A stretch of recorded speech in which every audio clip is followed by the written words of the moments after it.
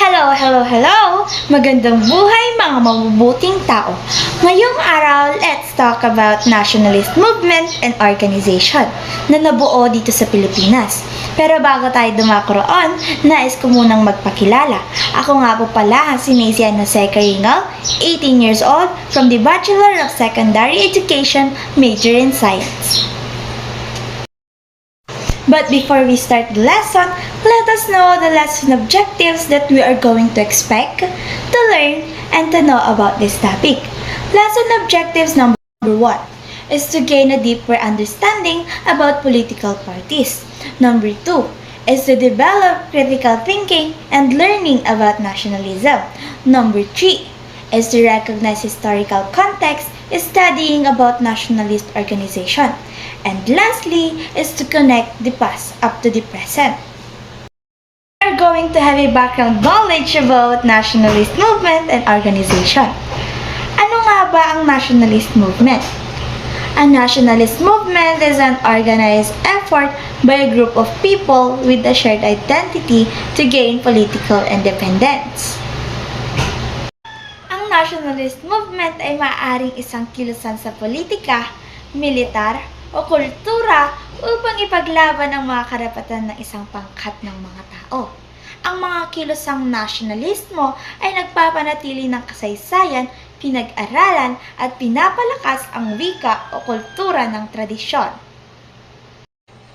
Isunod naman natin ang political parties.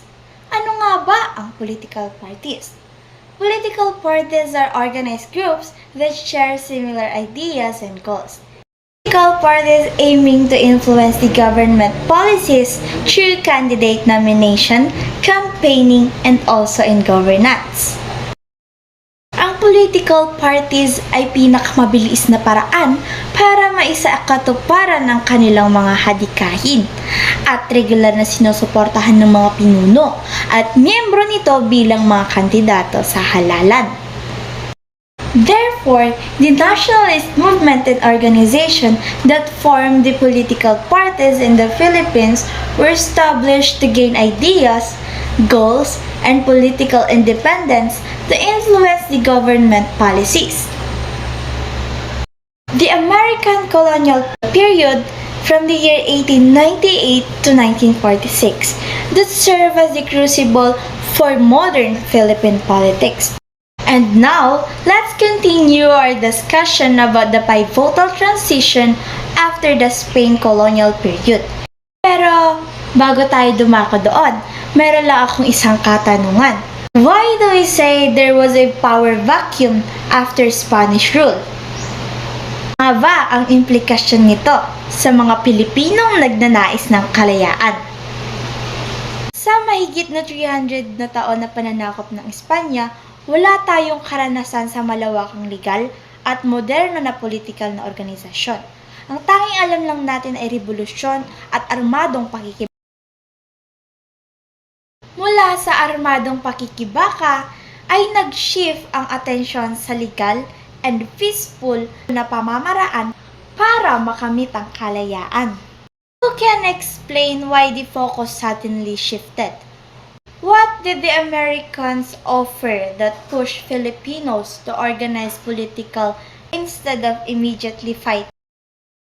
Pagpapahintulot ng mga Amerikano sa pagbuo ng mga partido politikal, kahit paunay kontrata sa kalayaan, ay nagbigay ng platform sa mga ilustrado at edukadong Pilipino. Isunod naman natin ang promise and legitimacy from the American. Ang pangako ng mga Amerikano ng eventual self-governance, kahit pa ito'y malabo, ay nag-legitimizing factor para sa pagbuo ng mga partido. Sabi ng Amerika, ibibigay namin ang kalayaan kapag handa na kayo. Alam niyo ba ang ginawa ng mga Pilipino? Kailangan nilang mag-organisa para patunayan na handa na ang Pilipinas sa sarili nitong pamahalaan. Ang pagbuo ng mga partido ay isang paraan para ipakita sa Amerika at sa buong mundo na kaya nating maging sibilisado at maging fit for self-rule. At ngayon, didako naman tayo sa exciting part. Ngayon, malalaman natin ang dalawang unang pangunahing partido na naglalarawan sa dalawang magkaibang pananaw kung paano makakamit ng pinakamahusay na interes ng bansa. Number 1 ay ang Federalista Party. Ito ay nabuo noong taong 1900s. Ito ang partido ng mga elite na naniniwala sa immediate peace at cooperation with the US. Ang kanilang orihinal na layunin ay ang gawing state ng Amerika ang Pilipinas o statehood. Bakit nga ba binuo ang Federalista Party? Ito ay para maiwasan ang patuloy na digmaan at paniniwalang ang Amerika ang daan tungo sa modernisasyon at kaunlaran. Ano nga ba ang significance ng partidong ito? Sila ang unang nakialam sa civil government at nakatulong sa pagpapatatag ng bagong sistema.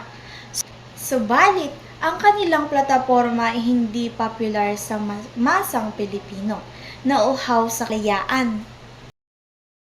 Ako naman tayo sa pangalawang partido na may ngalang Nationalista Party. Ito ay nabuo noong taong 1907 bilang pinakamatandang partido sa Pilipinas. Ito rin ay kilalang dominante at makabayan. Ang kanilang plataporma ay immediate, absolute, and complete independence. Succeed ang kanilang partido dahil ang mensahe ng kalayaan ay resonated deeply sa puso ng mga Pilipino. Sila ang naging tinig ng national aspiration. Ay nagkaroon ng malaking impact sa pangunguna ni Sergio Osmeña at Manuel Quezon. Tuluyan nilang dinomina ang politika, lalo na ang Philippine Assembly na kalaunay naging Philippine Legislature. Sila ang naging primary negotiator sa US Congress na nagresulta sa mga batas na nagtakda ng daan patungo sa kalayaan. Ako tayo sa significance ng mga partidong ito. Ang pag-iral ng mga partidong ito ay nag-iwan ng malalim na bakas sa politika ng Pilipinas. Una ay naging legalized political dissent na kung saan natuto ang mga leader na nakipaglaban sa halalan at hindi sa digmaan. Pangalawa is the training ground of leaders. Dito sila natuto ng legislative governance, bureaucratic management at electoral campaigning. And lastly is the unified national voice. Nagbigay ito ng single coherent voice para sa independence movement. Gayunpaman, ang sistema na ito ay hindi perpekto. Maraming inherent flaws ang lumitaw. Unahin natin ang internally. The dominant Nationalista Party often suffered from the deep factionalism, most famously the rivalry between Quezon and Osmeña, which repeatedly split the party and prioritized personal ambition over unified policy. Ang partido ay madalas naging vehicles for personal power kaysa sa pagkakaroon ng unified ideology. Pangalawa ay sa externally.